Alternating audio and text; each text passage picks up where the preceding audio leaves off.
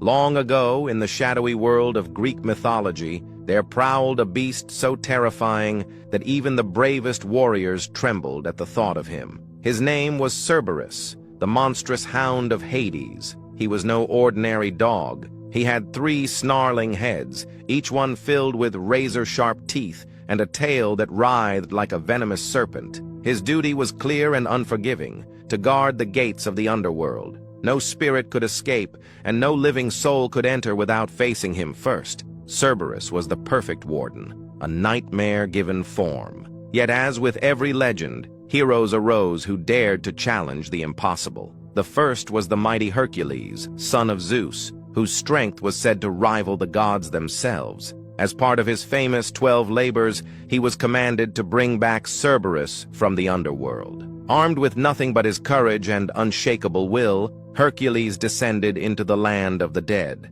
When Cerberus appeared, 3 sets of eyes glowing like burning coals, the ground itself shook with his growls. The battle that followed was nothing short of titanic. Hercules wrestled with each snapping head, muscles straining, veins bursting, the clash echoing through the caverns of Hades. No sword, no shield, only raw strength. And in the end, Hercules triumphed, forcing the beast into submission. It was a victory so astounding that poets, storytellers, and artists would celebrate it for centuries as one of the greatest feats of heroism ever achieved. But not all battles are won with brute force. Another hero, the legendary musician Orpheus, faced Cerberus in a very different way. Orpheus was not a warrior. He carried no blade, nor did he wear armor. Instead, he bore a simple lyre, an instrument that shimmered with magic when touched by his gifted hands. His quest was one of love. He sought to rescue his wife,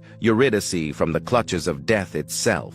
When he reached the underworld's gate, Cerberus stood ready, fangs dripping and eyes blazing. Any ordinary man would have been torn apart. But Orpheus did not raise a weapon. He raised his lyre.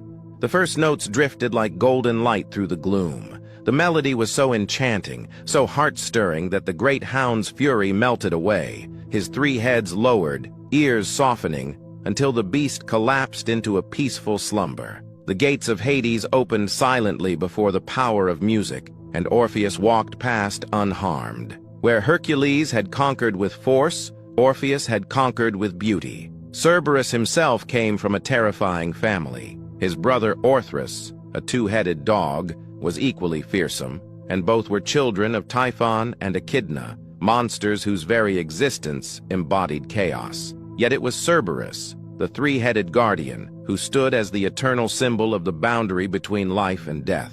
The stories of Hercules and Orpheus teach us something timeless, that challenges can be overcome in more than one way. Sometimes it is strength, sometimes it is skill, and sometimes it is the courage to use what makes you unique, whether it be muscle, music, or heart. Cerberus, the fearsome guardian of the underworld, remains one of the most unforgettable creatures in all of Greek mythology. A reminder that even the greatest obstacles can fall before determination, creativity, and courage. Thank you for watching. I have been your host, Myths and Legends.